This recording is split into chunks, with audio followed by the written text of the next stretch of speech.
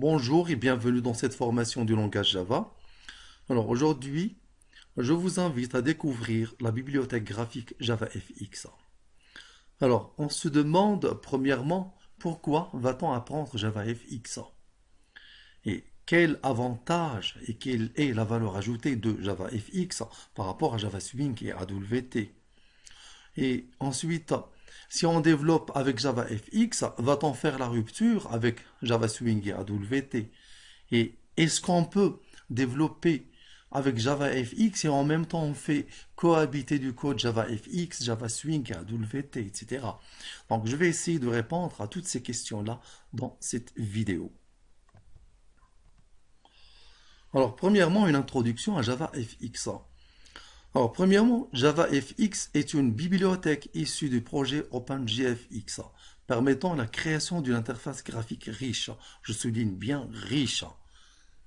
Si vous comparez une application créée avec JavaFX et une créée avec JavaSwing et AWT, vous allez constater qu'il y a une grande richesse de l'application créée avec JavaFX.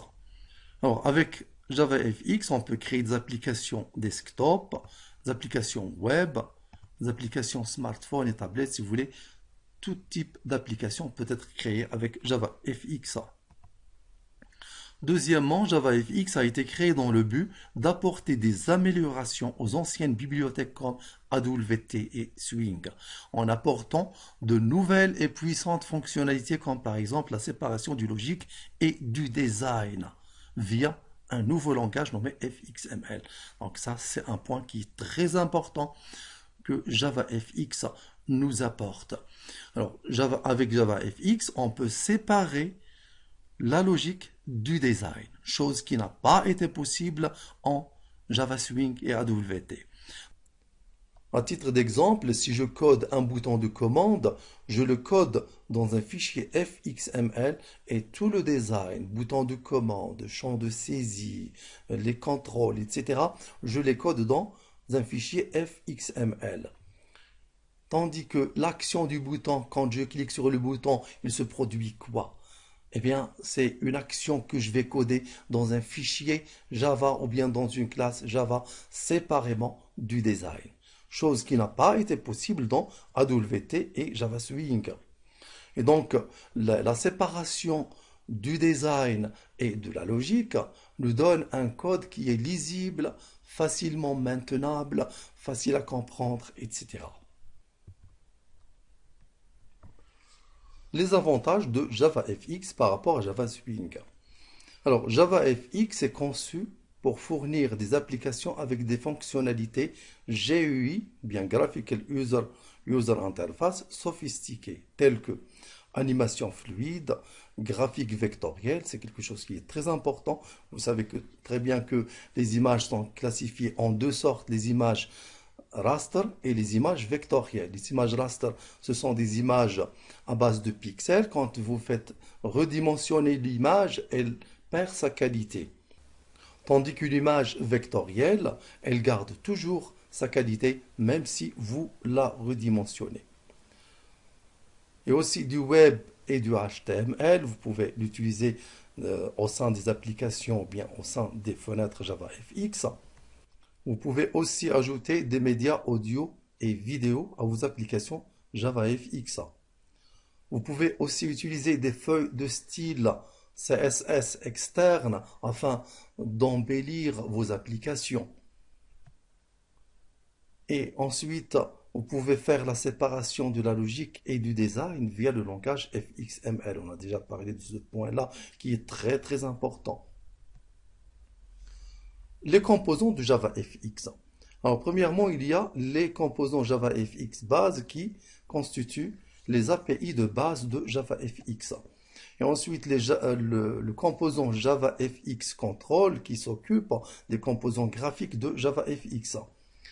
Et le composant, ou bien le module JavaFX FXML qui est relatif au langage FXML et qui permet de séparer la logique du design. La partie JavaFX graphique relative aux containers, animation, effets, visuels, formes, 2 dimensions, 3 dimensions, images, etc. JavaFX Media, le volet qui est, ou bien qui s'occupe du contenu audio et vidéo. JavaFX.Swing, c'est quelque chose qui est très intéressant. Et j'ai déjà posé la question, est-ce qu'on peut cohabiter un code Java Swing avec JavaFX? Si je développe une application JavaFX, pourrais-je ou bien ai-je le droit d'utiliser des composants Java Swing? Eh bien, JavaFX ne fait pas la rupture avec Java Swing, mais c'est une extension de Java Swing. Vous pouvez au sein d'une même application JavaFX faire appel à des packages Java Swing et les utiliser. Et de cette façon-là, les amoureux de Java Swing ne seront pas privés ou bien interdits d'utiliser Java Swing. Vous pouvez utiliser JavaFX et au sein de laquelle, si vous avez besoin et vous maîtrisez bien Java Swing, vous pouvez utiliser les composants Java Swing librement au sein de JavaFX. Et de cette façon-là, JavaFX constitue une extension de Java Swing et non pas une rupture. Et il y a aussi le composant JavaFX Web qui s'occupe du traitement du contenu web. Alors maintenant, les outils nécessaires pour développer des applications JavaFX. Alors premièrement, l'incontournable JDK Java Development Kit. Et de préférence, vous choisissez une nouvelle version récente, par exemple le JDK. Pardon, ici c'est JDK et non pas JDL. JDK 14 ou JDK 15.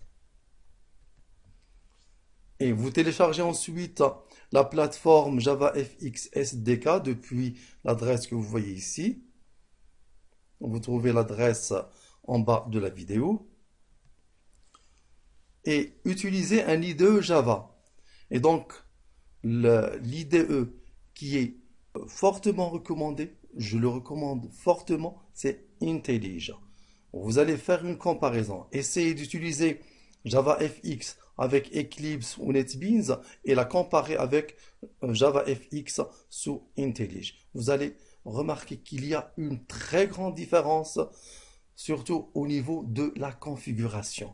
Quand vous installez JavaFX et vous voulez la configurer avec IntelliJ IDE, vous trouvez la configuration très simple. Quatrièmement, SceneBuilder. C'est un outil gratuit qui vous permet de créer d'une façon visuelle vos interfaces graphiques à l'aide des opérations drag and drop. Je fais glisser-déposer un bouton, je fais glisser-déposer un champ de saisie, etc. Et de cette façon-là, on peut créer très rapidement des applications graphiques avec JavaFX. Et voilà, c'est terminé. Merci.